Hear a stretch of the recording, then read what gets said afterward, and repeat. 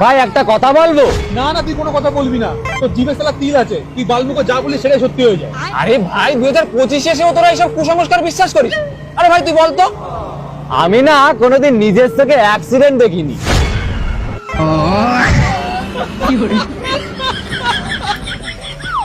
ভাই আর একটা কথা বলবো?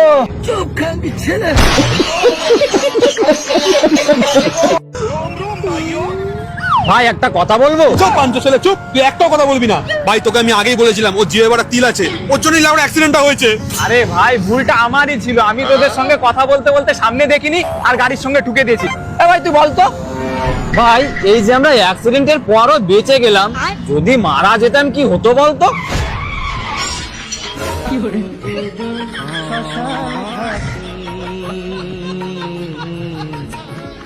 खत्म, bye bye, tata, goodbye, गया।